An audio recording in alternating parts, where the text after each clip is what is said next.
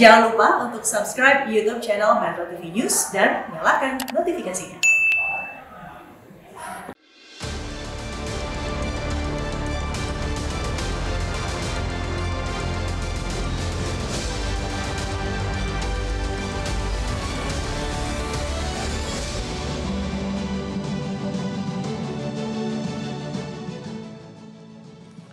Selamat malam para pemirsa, ketemu lagi di Hot Room dengan saya, Hotman Paris. Kasus kematian Brigadir J sudah berjalan 3 minggu. Namun sampai hari ini belum ada ditetapkan sebagai tersangka. Oknum polisi yang mengaku melakukan penembakan juga belum jadi tersangka. Ibu PC maupun Bapak Irjen belum juga dimintain keterangan.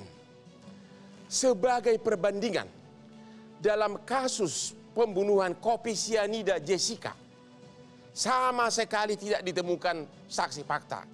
Bahkan Jessica sampai akhir persidangan, bahkan sampai tingkat PK, tidak mengaku melakukan pembunuhan. Akan tetapi dia divonis 20 tahun penjara, walaupun buktinya sangat samar-samar. Dalam kasus kematian Brigadir J, sudah ada yang mengaku yang melakukan penembakan. Akan tetapi kenapa belum ada tersangka sampai hari ini? Inilah Hot Room, babak baru mengungkap pelaku. 3 kali. Sudah 3 kali Bapak Presiden meminta agar kasus adu tembak antar polisi di rumah dinas Kadif Propam Polri ini diusut tuntas. Pasalnya, dalam kasus ini mengakibatkan kematian seorang brigadir yang penuh tanda tanya. Seperti ditemukannya beberapa luka yang tidak lazim, CCTV yang dikabarkan rusak, baju dinas saat penembakan yang menghilang, dan beberapa kejanggalan lainnya. Setelah Kapolri menginstruksikan pembentukan tim khusus, sedikit demi sedikit titik terang mulai menghampiri. Apakah kasus ini akan terus menjadi misteri? Akankah kejanggalan di rumah jenderal akan terus berlanjut? Misteri Iusi berharap semoga kasus ini dapat terpecahkan. Karena serapi apapun ditutupi, ingat, kebenaran pasti menemukan jalannya sendiri.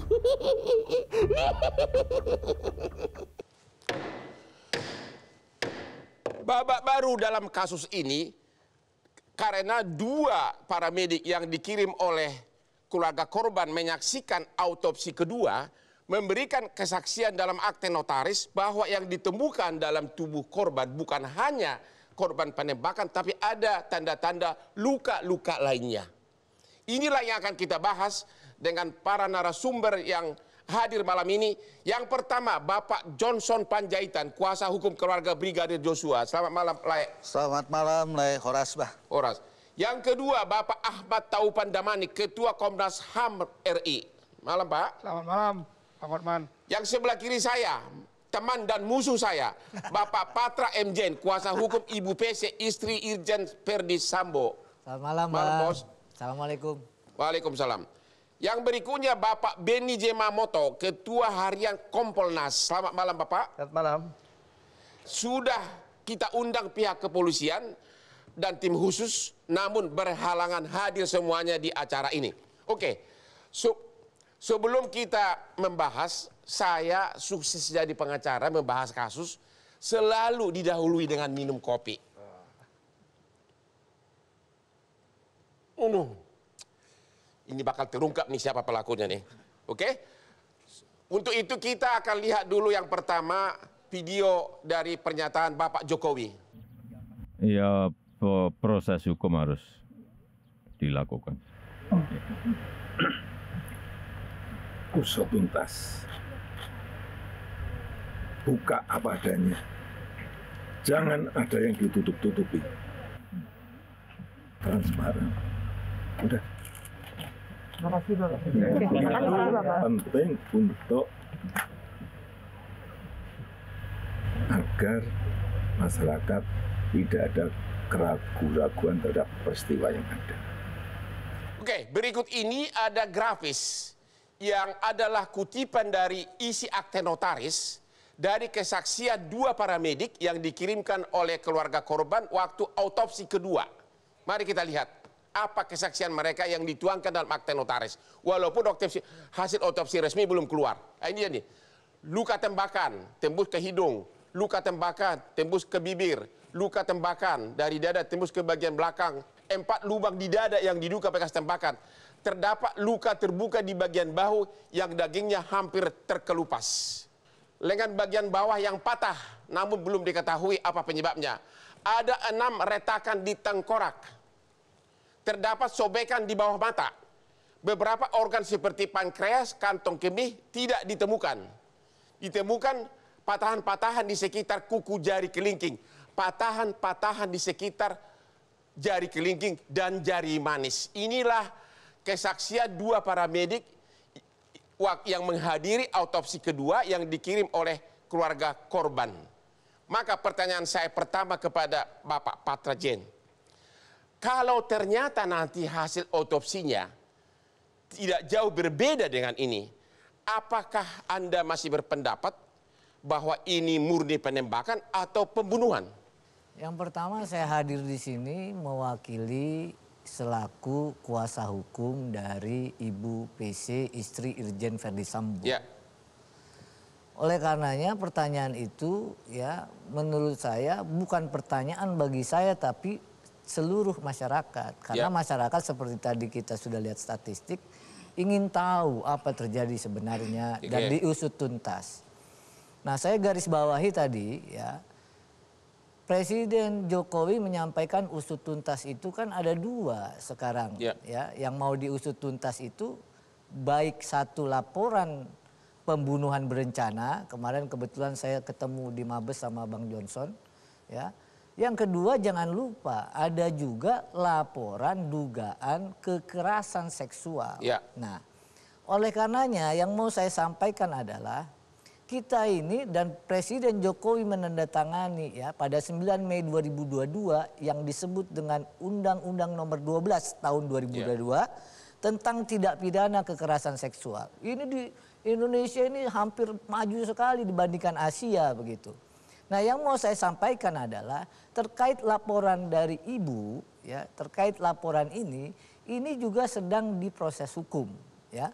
Maka kalau kita bicara pengusutan tuntas ya, setahu saya selaku pengacara dan Bang Hotman juga pengacara, maka sudah pasti ada yang namanya rangkaian peristiwa pidana. Oke, pertanyaannya begini, kita fokus dulu ke topik kita. Sebagai ahli hukum, Bapak ini kan ahli hukum senior. Kalau ternyata hasil autopsi nanti tidak berbeda dengan isi akte notaris, artinya ditemukan luka-luka lain selain luka tembak. Sebagai ahli hukum, terlepas dari sebagai kuasa hukum, apa pendapat saudara? Apakah ini penembakan atau memang ada penganiayaan atau apa? Sebagai ahli hukum. Saya nggak bisa menduga. Kenapa? Ya.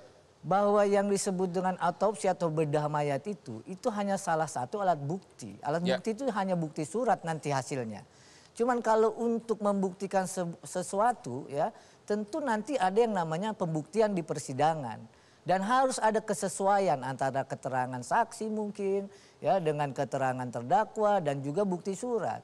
Jadi kalau ini sebenarnya hanya satu alat bukti kok. Terima kasih. Belum ada yang lain. Sekarang ke Pak Johnson. Ya.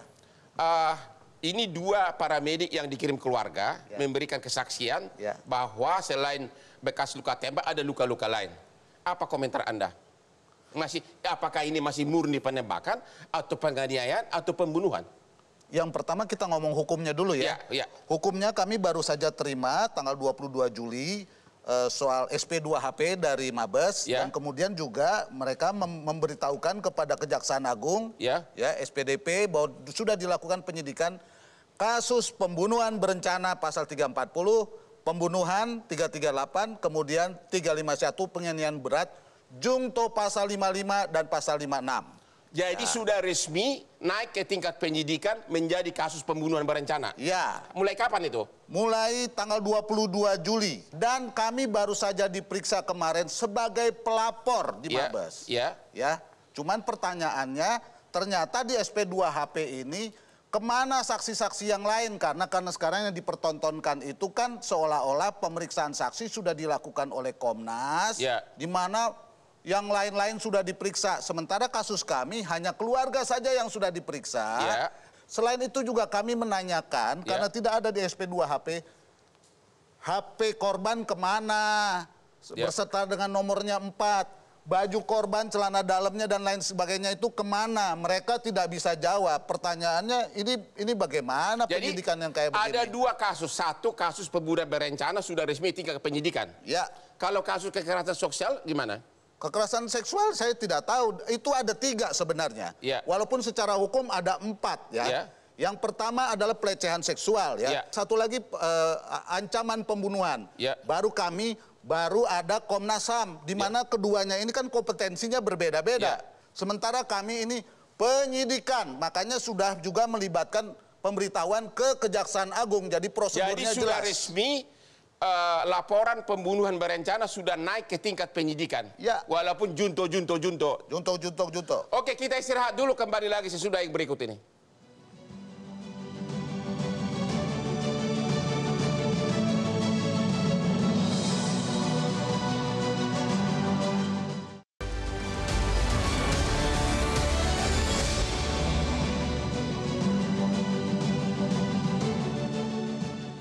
Temu lagi di Hot Room. Pak Beni, Ketua Harian Kompolnas.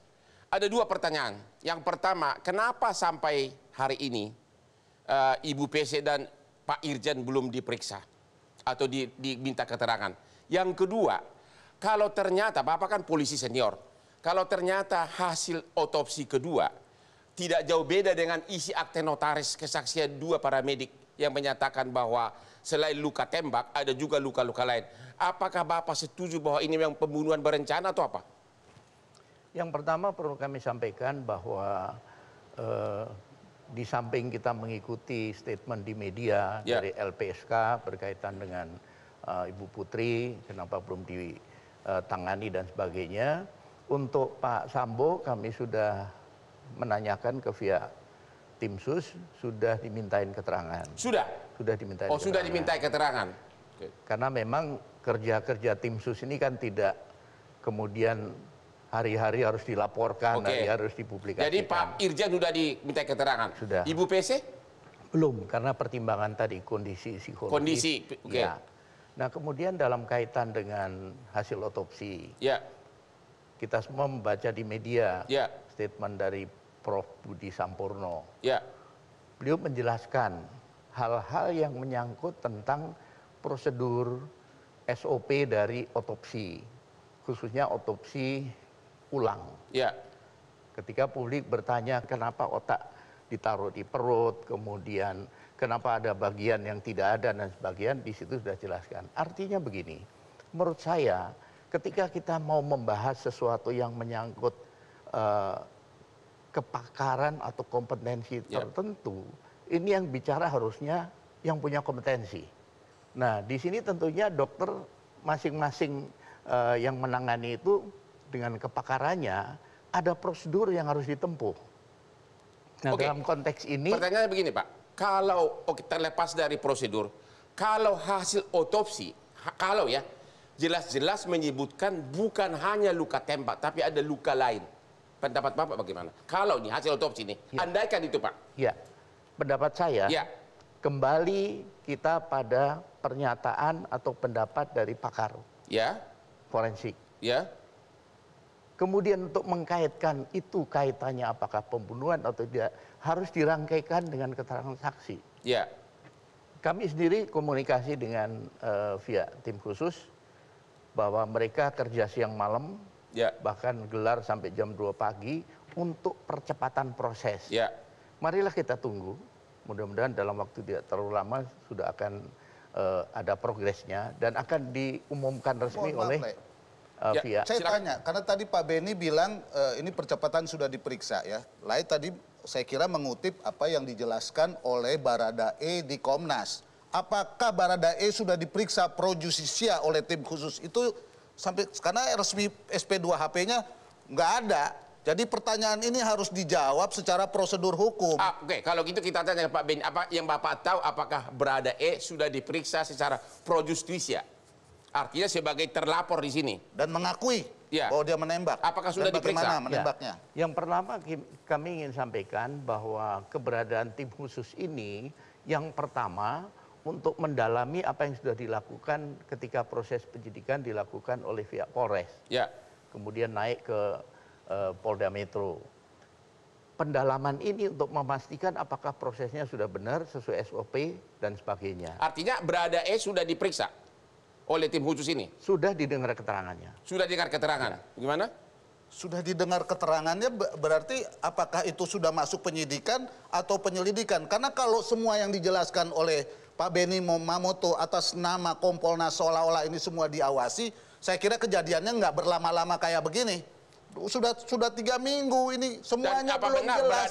apa benar Baradae sekarang kembali tugas normal di kepolisian? Tadi saya konfirmasi ke Pak Beni, tapi biar Pak Beni yang jelaskan. Katanya semua jadi ditarik yang dari Brimob, yang di bawah Pak Sambo itu di Propam, semuanya ditarik. Karena pertanyaan saya tadi agak lebih dari itu pertanyaannya. Saya kira saya kembalikan ke Pak Beni saja, karena saya tidak dapat informasi itu. Tapi sekali lagi saya mau katakan, pengembalian polisi yang sudah jelas-jelas mengaku di depan Komnas, dikembalikan lagi tugas, ini mempertaruhkan nama baik institusi, termasuk juga Brimob. Ini problem nih bagi rakyat menurut saya. Karena tembak-menembak ini justru dilakukan oleh orang-orang yang terlatih, orang-orang yang memiliki senjata, dan di rumah pejabat, yang sampai sekarang belum terungkap dan tersangkanya belum ada. Oke, Bapak Komnas HAM. Bapak kan sudah interview Baradae. Dalam wawancara mengaku dia yang melakukan penembakan yang menyebabkan terjadi kematian. Apa dia mengaku? Iya, dia mengaku dia melakukan penembakan. Iya. Oke. Karena dia mendengar ada suara teriakan dari ibu. Itu versi dia ya, Bang Hotman ya. Kemudian dia turun, dia melihat ada Joshua. Ini sekali lagi versi dia. Versi dia oke, terus? Kemudian dia bertanya, kenapa? Ada apa gitu. Malah katanya dia ditembak. Jadi menurut Baradae dia duluan ditembak oleh almarhum. Betul. Yang tadi sekali lagi kita katakan ini versi dia. Dia mundur sedikit, mengokang senjata dan kemudian membalas tembakan itu. Terjadilah peristiwa di mana akhirnya. Artinya Baradae tidak pernah melihat ada pelecehan seksual. Tidak pernah. Tidak pernah melihat. Dia hanya mendengar jeritan. Saudara Ricky satu lagi ajudan, dia di bawah. Ya. Dia juga mendengar suara jeritan. Begitu dia keluar, dia melihat Joshua katanya mengokang senjata. Ya. Kemudian terjadi suara tembak-tembakan. Dia sebenarnya tidak tahu siapa. Ya. Sebelum kemudian suara tembakan berhenti, dia keluar dari persembunyiannya. Dia melihat ada Baradae dengan jasad Joshua. Itu saja yang terjadi. Ada pertanyaan begini, SOP kepolisian kan kalau ada sesuatu paling dilumpuhkan si pelaku. Ya, ini kenapa langsung tembak-menembak? Ya, ini sekali lagi versi dia bilang ini adalah pilihan sesuai dengan SOP untuk penyelamatan diri dan lain-lain. Itu nanti silahkan diuji lah ya. Baik oleh penyidik, kan tadi Bung Johnson katakan. Wewenang Komnas HAM itu cuma 2, Bang. Pertama, melakukan pengawasan eksternal, kami ada MOU dengan Kapolri. Dan yang kedua, dalam kaitan dengan itu, sesuai dengan Undang-Undang 39 tahun 1999 itu, melakukan penyelidikan dan pemantauan, tapi belum pro justisia. Oke, sebagai ahli bidang yang sudah sering mendalami kasus seperti ini, pendapat pribadi Bapak, ini pendapat pribadi dulu ya, analisa Bapak, ini kasus penembakan murni atau pembunuhan berencana? Saya kira kita tidak bisa berspekulasi. Kita harus buktikan itu dengan tambahan dukungan bukti lain. Kami sudah minta misalnya jalur komunikasi mereka ya. Tapi sampai hari ini baru diberikan seldam. Oke. Dalam minggu ini mereka janji lagi nih. Tadinya kan harusnya hari ini ya, tapi kemudian diundur ke Jumat. Kalau benar terjadi tembak menembak, kenapa katanya ada tembakan dari belakang kepalanya Brigadir J? Apakah Komnas HAM nggak sampai mendalami seperti itu? Belum. Karena nanti kita bertahap ya. Pertama kita mendalami CCTV dulu sekarang ini. Minta kepada Polri ya untuk membuka CCTV ini rusak kenapa? Nggak, karena ada tapi perbedaan. soal peluru masuk dari belakang kan semua sudah menjadi rahasia umum. Ya, kan apakah Komnas HAM tidak bertanya kalau terjadi tembak menembak begini berarti kan depan sama depan.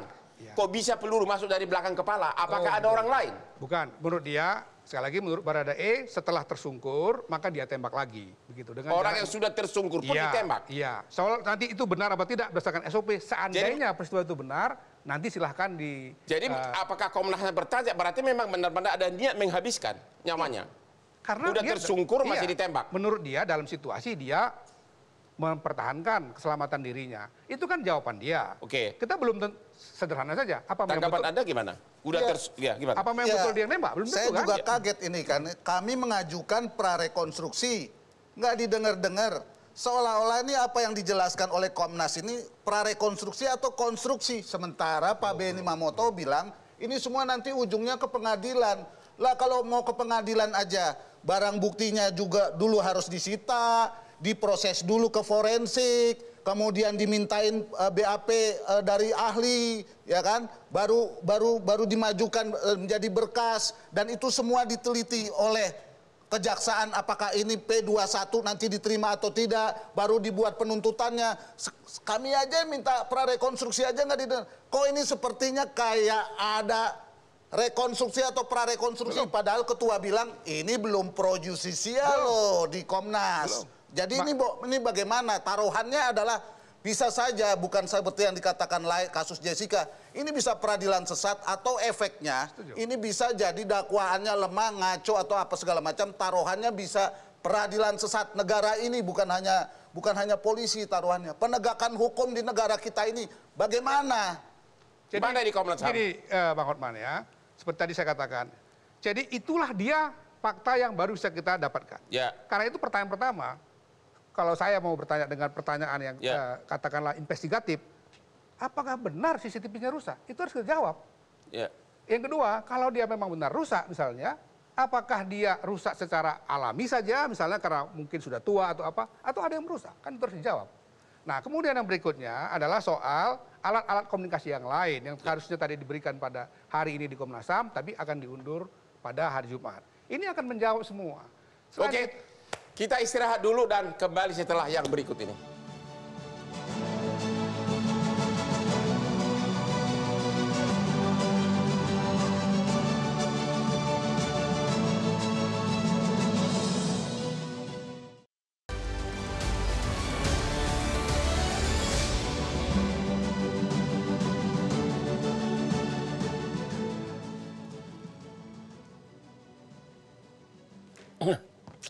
Kopi enak banget. Oke, Pak Benny, tadi Pak Johnson mengatakan bisa-bisa kasus ini memang sampai ke pengadilan. Harus. Ya, tapi dia mengatakan kalau dari awal pembuktiannya sudah tidak maksimum, maka bisa-bisa terjadi peradilan sesat. Ya. Itu kata Pak Johnson tadi. Pak Benny sebagai Kompolnas, apa tanggapan Bapak?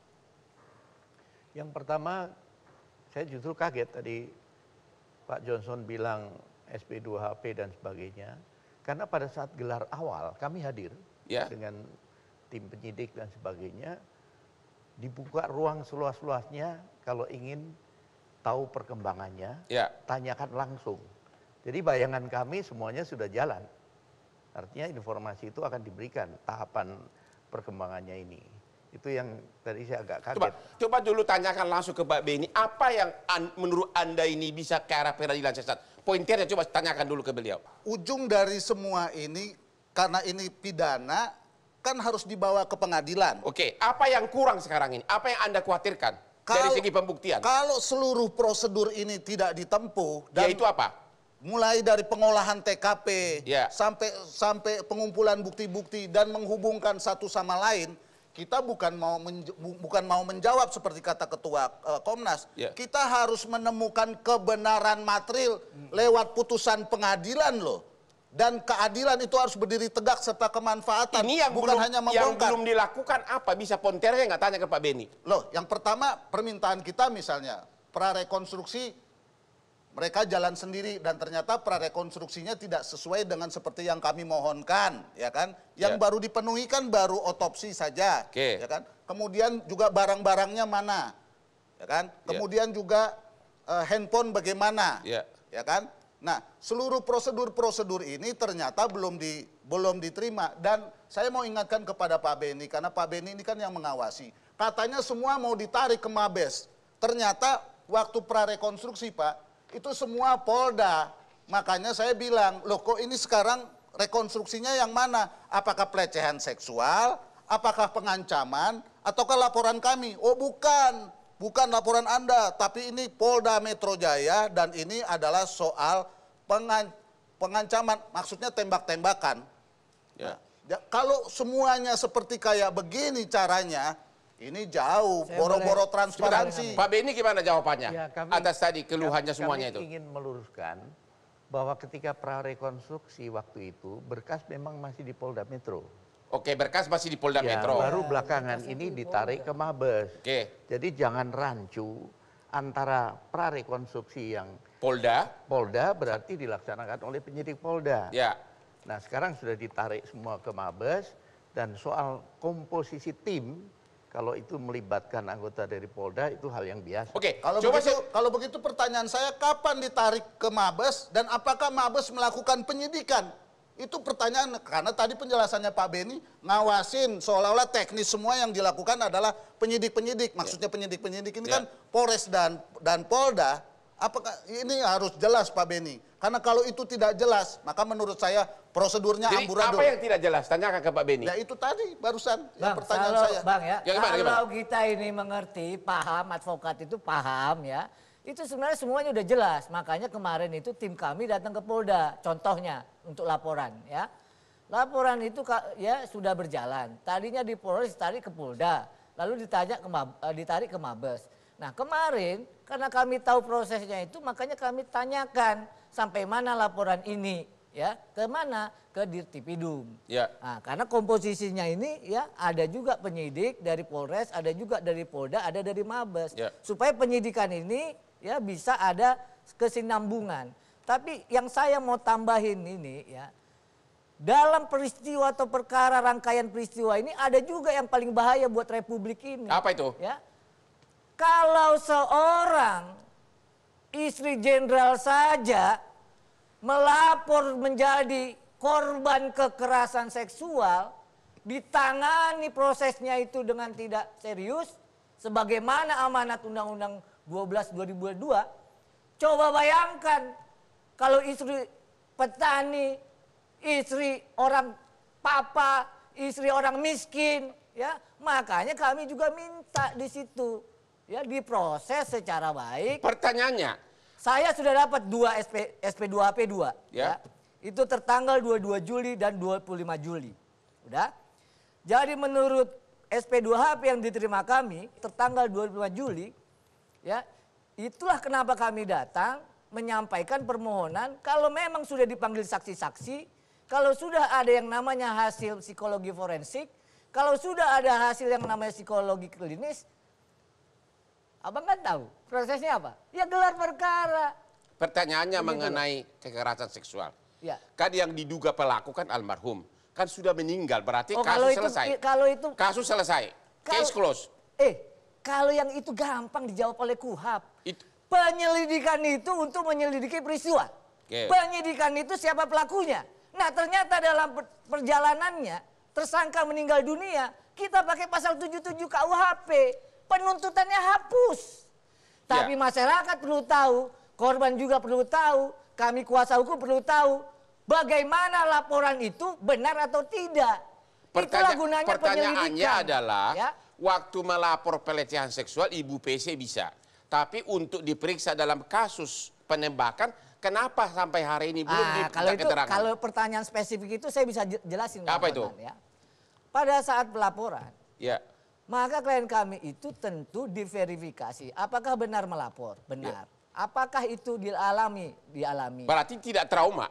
Bukan, itu hanya verifikasi bertanya. Iya, berarti kan dengan menjawab normal berarti kan tidak trauma. Kenapa untuk kasus Kita penembakan? masuk yang namanya undang-undang ya nomor 12 tahun 2022 Ya. ya. Kalau ada laporan bahkan dalam undang-undang yang baru itu ya, saksi plus 1 aja itu bisa digunakan. Itulah kemenangan yang namanya gerakan hak asasi manusia di Indonesia. Diundangkan. Kenapa? Sulit pembuktiannya kalau harus melihat di tengah jalan seorang perempuan misalnya. Lalu dia melapor. Itu dia udah diancam 3 hukuman. Keluarganya nggak percaya. Ya, masyarakat nggak percaya. Masa sih? Nanti dia jadi saksi korban dan menerangkan di muka persidangan. Dia juga dihakimi. Oke, jadi kapan kira-kira Ibu PC siap untuk diminta keterangan dalam Itu kasus kalau itu penembakan? pertanyaannya ya, itu pakai pasal 113. Jika ada alat yang sah, maka siapapun dia bisa didatangi. Maksudnya penyidik mendatangi atau? Boleh. Dan itu nggak perlu dikasih tahu sama Johnson apakah sudah diperiksa, apakah sudah ini, nggak perlu. Gimana ini Johnson? Namanya juga penyidikan. Gimana ini kamu itu Johnson? Semua bahasanya transparan. Iya. Presiden ngomong begitu, Ini Menko Polhukam penyidikan, begitu, ini Menko penyidikan, Polhukam ya. ngomong, Penyidikan ini nggak ada keadilan. wajib. Ini keadilan Nggak publik. ada kewajiban Ini penyidik keadilan melaporkan. publik. Nggak ada. Ini keadilan Ya. publik. Yo Nggak jangan ada. cuma bicara kepentingan. Tidak ada Rakyat menuntut. kewajiban. Saya Rakyat selalu menuntut. ngomong namanya kemanusiaan, Ya. namanya keadilan. Ya, nggak Anda ada. bilang tadi ini Nggak istri ada. jenderal diperlakukan Nggak ada. kayak begini. Nggak ada. Lah, Ya. tempuh prosedur hukum, Ya. Bos. Kemarin kita datang kok. Tuntut Oke, supaya Kita rakyat datang. semua tahu. Ya kan? Oke, Kita datang. cukup, Ya. cukup. Didatangi. Kalau gitu Pak Damanik, tanggapan Komnas HAM atas Ibu PC yang belum diminta keterangan apa? Ya memang sesuai dengan pendekatan hak asasi manusia ya yang sekarang udah masuk juga dalam undang-undang baru itu, dia memang menggunakan satu prosedur yang berbeda. Yaitu? Kami sudah dapat informasi misalnya dari beberapa pihak ya yang sudah berbicara, berusaha untuk melakukan pendekatan pada beliau. Menurut orang-orang ini termasuk Ketua Komnas Perempuan beberapa minggu yang lalu, katanya belum bisa memberikan keterangan. Tapi kita nggak tahu dalam 1-2 hari ke depan bisa jadi sudah mulai kita recovery. belum tahu itu bisa terjadi setiap waktu. Betul, ini sensitif Pak. Ya, Di mana-mana di dunia ini negara-negara yang sudah sangat sensitif terhadap asasi manusia, memang saksi korban itu tidak mudah untuk disamakan. Jadi Pak Komnas HAM masih mentolerir bahwa bahwa Ibu PC belum bisa diminta keterangan karena trauma masih bisa dimaklumi. Sama dengan begini, orang bertanya, kenapa Komnas HAM pergi duluan ke keluarganya Brigadir J? Karena dia kita asumsikan ya, belum kita pastikan adalah korban. Tapi bagaimana dengan perasaan korban, keluarga korban? Kalau dalam kasus-kasus lain kan kalau ada saksi yang tidak datang atau ada alasan tertentu biasanya dikirim tim dokter. Bahkan dijemput oleh penyidik. Sudah ada psikolog yang sekarang melakukan terapi. Soal ini nih. Soal keluarga misalnya. Saya terpaksa ngomong nih soal ini. 3 jam atau 4 jam setelah konferensi pers dengan Wakapolri, saya bertemu secara diam-diam. Dengan siapa? Dengan pihak Komnas, salah satu komisioner, untuk menjelaskan bahwa saya adalah kuasa, ini resmi, nih ya, saya mau berkoordinasi karena ini kita mau membuat pelanggaran HAM. Saya diberitahu terlambat karena Komnas sudah memutuskan akan berangkat besok. Jadi kami tidak pernah melaporkan kasus pelanggaran HAM, ya kami tidak pernah melaporkan. Akan tetapi saya titip supaya keluarga itu dilindungi karena ini ada perempuan-perempuan berani. Jadi yang Anda mau protes dari Komnas HAM apa? Ya menurut saya adalah kalau ini semua mau dilakukan demi mendukung pro justisia yang akan dibawa ke pengadilan, bukan kayak begini caranya. Didoronglah supaya prosesnya pro justisia sesuai dengan peradilan pidana. Itu kemauan saya, kemauan kami dari korban. Dan kebetulan beberapa hal direspon baik oleh institusi Polri. Salah satunya adalah otopsi ulang, tapi yang lain-lain enggak. Tadi kan Anda mengkritik Komnas HAM. Ya. Kritikan Anda terhadap Kompolnas apa? Terhadap Pak Beni pribadi terutama. Begini, Kompolnas ini ya tugasnya bukan mengawal, tapi mengawasi. Pertanyaan saya, kalau ini udah berantakan sampai sekarang ini belum jelas semuanya, baru semua diproses, akibatnya sekarang tekanan masyarakat dan tuntutan publik jadi harus Jadi direspon oleh Presiden. Anda mengatakan seolah-olah Kompolnas tidak melakukan tugas pengawasan. Saya tidak mengatakan itu. Apa dong? Ya, kalau dia lakukan secara benar, menurut saya ini semua udah jalan, udah jelas tersangkanya dan berkasnya menurut saya kemungkinan besar sudah P21 dan diperiksa oleh kejaksaan. Jadi sudah melakukan pengawasan atau tidak Kompolnas? Tolong yes or no.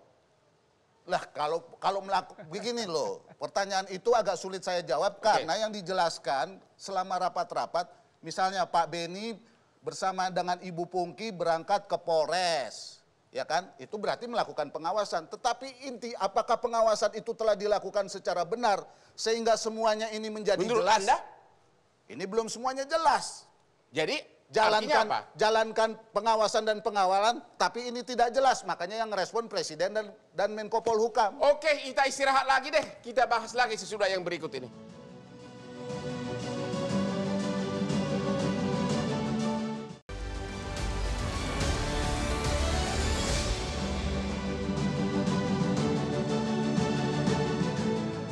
Oke, yang menjadi perdebatan utama adalah apakah ini murni tembak-menembak membela diri atau memang ada pembunuhan berencana. Itu yang menjadi polemik di masyarakat. Dengan adanya temuan akte notaris di mana dua paramedik yang menyaksikan autopsi kedua mengatakan ada luka-luka lain di luar penembakan. Pertanyaannya, apakah ini mengarah ke pembunuhan berencana dan apa langkah selanjutnya? Silakan Pak Johnson duluan. Saya tidak mau berspekulasi. Laporan kami adalah silakan itu disidik. Tapi kami akan menempuh cara-cara pro justisia. Ya, tidak mau spekulasi. Akte notaris di hasil keterangan dua saksi waktu autopsi kedua, apa manfaatnya bagi laporanmu? Bahwa ada luka-luka selain penembakan dan penembakannya dipertanyakan dan aneh. Jadi kami kembali lagi ke laporan kami. Apakah ini pembunuhan berencana atau penyiksaan? Apakah disiksa dulu baru ditembak? Nah itu pertanyaan hasil yang harus dijawab. sementara Anda sebagai kuasa hukum keluarga korban, apakah Anda yakin hanya Baradae yang sebagai pelaku penembakan atau ada oknum lain? Ada oknum lain, maka ada jungto pasal 55 bersama-sama. Oke. Dan ini pertanyaannya, apakah terjadi pelanggaran HAM juga kalau HAM-nya juga udah bergerak? Itu juga pertanyaan, bukan cuma laporan kami. Terima kasih, Pak Damanik. Lagi-lagi saya bertanya, kan sudah interview, ya ternyata kata Baradae hanya tembakan, tapi sudah dua saksi yang menyaksikan autopsi kedua mengatakan ada luka-luka yang bukan luka tembakan. Apa langkah selanjutnya dari Komnas HAM? Kami pertama ya meminta keterangan dari keluarga yang menyaksikan jenazah yang mereka terima, termasuk Reja adiknya yang ada di daerah otopsi itu. Dia nggak jelas ini apakah dalam ruangan atau di luar ruangan, tapi dia ada di situ. Kemudian kita minta juga bukti-bukti lain. Mereka punya foto, punya video segala macam. Kami kemudian bawa ini. Kami panggil yang namanya dokes yang melakukan otopsi forensik, uji forensik itu. Semua presentasi yang beberapa hal itu tidak sama. Keterangan yang satu dengan keterangan yang lain. Kami panggil dokter independen kami, ahli forensik kami, dia juga punya pendapat. Tapi sebelum kita membuat satu analisis atau kesimpulan, keputusan dari Kapolri, otopsi ulang. Maka satu-satunya jalan bagi kami adalah menunggu hasil otopsi ulang. Pertanyaannya lagi-lagi, kalau ternyata hasil otopsi ulang sama dengan isi keterangan saksi dalam akte notaris bahwa ada luka lain, Bapak pribadi bilang apa? Itu kan berandai-andai Bang. Kalau, ya, kalau juga. Kalau seperti Anda itu, setuju bahwa ini bukan konstruksi peristiwanya jadi berbeda. Kan berbeda, oke. Kan begitu. Kemudian, kalau kita tidak menuduh praduga tidak bersalah. Kemudian ajudan lain yang sudah diperiksa, Bribka Rifki dan sebagainya apa? Ada apa kesaksiannya? Dia hanya menyaksikan, mendengarkan jeritan, kemudian dia keluar, dia melihat Joshua mengacungkan senjata. Saya tanya, kamu tahu siapa yang di atas itu? Dia nggak tahu. Jadi tidak ajudan lain, ada saksi lain yang relevan? Tidak ada, hanya mereka bertiga. Hanya mereka bertiga, terima kasih. Pak Trajen, Anda pribadi menganggap ini kasus pembunuhan atau hanya membela diri murni? Tanpa saya baca berkas, tanpa saya punya berita pemeriksaan, saya nggak bisa jawab. Kenapa? Saya ahli hukum, bukan ahli nujum, bukan ahli sihir. Menurut kamu, si Johnson ahli nujum? Tapi yang saya mau sampaikan, sebelum rekaman CCTV almarhum PCR Apa yang beredar di masyarakat? Apa? Apa? Katanya disiksa dalam perjalanan. Katanya ada yang disayat. Katanya ada kelingking kepotong. Katanya semua. Begitu ada masih hidup CCTV, itu. ternyata segar bugar masih, lalu di PCR. Itu yang saya nggak mau. Saya bukan ahli nujum. Ada semua keterangan saksi, ada semua. Itu yang kita gunakan untuk menanalisis. Tadi kan Pak Johnson mengatakan itu yang Kalau belum Pak dilakukan. Johnson ini, belum dilakukan. Pak Johnson ini salah jurusan. Harusnya apa? Mestinya penyidik dia jurusannya. Kenapa itu? Ya. Pintar apa? Karena tadi investigasi dan seterusnya ya kan. Jadi dia mau buktikan sesuai dengan teori kasus dia. Yang sebenarnya itu penting, perlu dan baik ada di penyidikan dan penuntut. Begitu loh. Jadi salah jurusan udah. Oke. Kapan kira-kira Ibu PSM siap untuk diperiksa keterangan? Saya berulang-ulang ya. Itu sudah ditangani oleh psikologi klinis. Kapan kira-kira? Ya nggak tahu. Tanya Ibu Ratih lah. Psikologi klinis. Hasil psikologi bilang apa? Ya perlu pendampingan dan konseling. Okay. Tapi saya mau masuk lagi ya. Itu sudah kesepakatan akademi, aktivis hak asasi manusia kalau yang memahami. Jika korban dianalisis memang perlu pendampingan, maka keterangan bisa menyusul. Baik di kepolisian datang ataupun didatang ke Artinya Anda mengatakan pada waktunya akan bersedia diperiksa? Pada waktunya pasti. Terima kasih. Berarti Anda bukan ahli nujum. Pak Beni, oke, kan kalian pengawas. Ya, tadi begitu banyak protes dari pengacara almarhum seolah-olah Kompolnas ini kurang melakukan pengawasan. Apalagi dengan adanya akte notaris yang berisi kesaksian dua paramedik yang menyaksikan autopsi kedua yang mengatakan ada luka-luka di luar luka tembak. Apa yang akan dilakukan oleh Kompolnas? Yang pertama perlu kami sampaikan bahwa cara kami melakukan pengawasan, ya, itu kami ada cara tersendiri. Ya. Tidak harus setiap saya melangkah kami sampaikan ke publik, Oke. ke media. Ya. Kami datang ke TKP nggak ada yang tahu. Oke. Padahal media nongkrong di pojok. Ya. Tujuan kami tidak mau ketika kami keluar nanti wartawan bertanya kepada kami, nanti salah kutip menjadi masalah. Berkali-kali kami komunikasi langsung dengan tim pengawas. Kesimpulan sementara Kompolnas apa? Apakah ini murni membela diri penembakan atau ada arah penyiksaan atau pembunuhan berencana? Tolong dulu dijawab khusus itu. Sementara maksud saya. Sementara pun saya tidak bisa menjawab. Tidak bisa jawab. Karena kembali tadi, kami harus membaca semua BAP secara lengkap. Ya. Kemudian hasil puslapor, kemudian pusinafis, kemudian digital forensik, barulah. Oke, sebagai polisi senior, berhubung kita waktunya singkat, tolong dulu khusus mengenai kematian almarhum. Kalau nanti akhirnya hanya ada scientific investigation dan juga visum, apakah itu sudah cukup menetapkan tersangka dan P21? Ya, tanpa ada saksi fakta. Ya, dalam kaitan ini Pak Kapolri sudah sampaikan, penanganan ini semua didasari dengan scientific crime investigation. Ya. Maksudnya apa? Hasil pemeriksaan oleh para pakar sesuai dengan kompetensinya, ini sulit dibantah dibanding kesaksian. Oke. Contoh, DNA menjadi penting. Kasus kekerasan seksual ketika ada DNA di TKP, kemudian sidik jarinya, sudah nggak usah ngaku pelakunya, itu sudah bisa. Oke.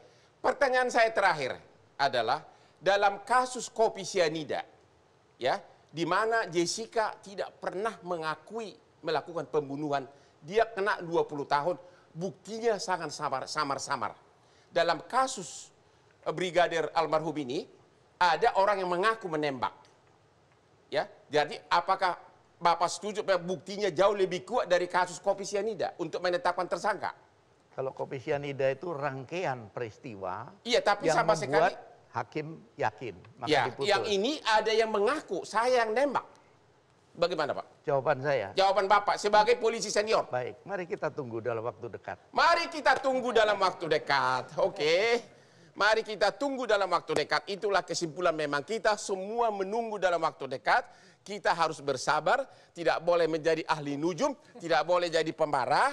Tapi memang ada perkembangan baru dengan telah dimulainya penyidikan resmi, sudah dimulai penyidikan resmi, bahkan pasal yang dituduhkan adalah pembunuhan berencana, junto-junto lain. Ini memang sudah ada perkembangan baru, dan itu kita harus mengucapkan terima kasih kepada Bapak Kapolri yang memberikan perhatian khusus atas kasus ini. Karena kalau sudah ada mengarah ke pembunuhan berencana dan sudah keluar SP2HP, berarti penyidik sudah tahu siapa yang menjadi targetnya. Kira-kira begitu.